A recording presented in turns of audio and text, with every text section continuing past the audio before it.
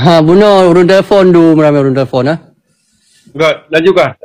Jadi muno kan mungkin urun-urun kan itu pula pokok inti dari permasalahan baca-baca tapo kan walaupun hanan tepu secara detail. Jadi sebab untuk bukti na bak mak konyan, na bak urun si konyan dan bahkan ditelepon dan dipegah bak mak ai. Nyom apabila hana peng 50 juta an ron kupoh mate lunti langkrung. Dan kia janji lagi kan di poh mate memang memek langkrung. Yan punyan kehejut ke bukti sebagai perencanaan yang nanti biarkan saksi ahli yang menentukan dan yang untuk karena pengadilan lah untuk membuktikan yang bukti perencanaan puhana ya sebab nasid asumsi macam-macam dari orang-orang bahkan yang mengatakan mono yang mungkin hanya rencana ipoh mati tapi baik poh ka mati anak gop karena berasa ipoh nasid orang asumsi lagi kan tapi ngena yang ditelepon orang si buno menurut urung-urung pegah nyanjit ke sebuah bukti bahawa perampoknya memang rencananya apa hai bukti ji kai pegah memang Yohanan kirim pek lumpuh andro nanti langsung kai mati lumpuh mati ji jadi telefon langsung sampai pegah urung si ji nyumnan dia pegah ke bani popoh li nyola minta peng you know na lengkap ji na pernyataan Indonesia media lo rasa kata sebar sih kan kamu nyan sih ada malamnya waktu kejadian di Jakarta. Soalnya kejadiannya kan trip bang.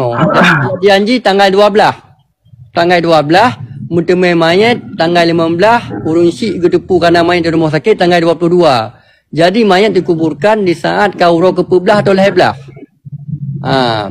Jadi malamnya rumah duka baru malam leh.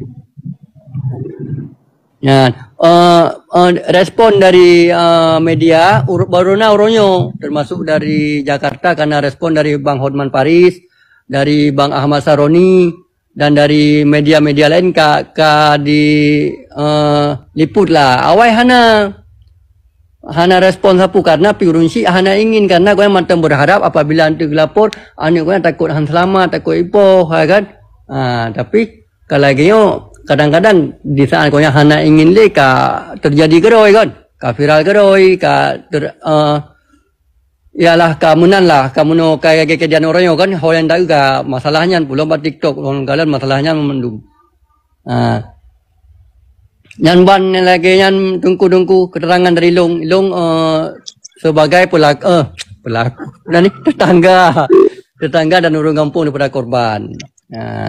Orang mengklayusi tabu kampung bahkan lunduri korban nak pernah dialog nak pernah komunikasi walaupun kan beda umur long sekitar 18 tahun lah matang adik-adik tak segera baru nak umur 25 kan mana salah lun di kampung ni Menglayu yang total dapat kena ni beramai rumah duka yang potong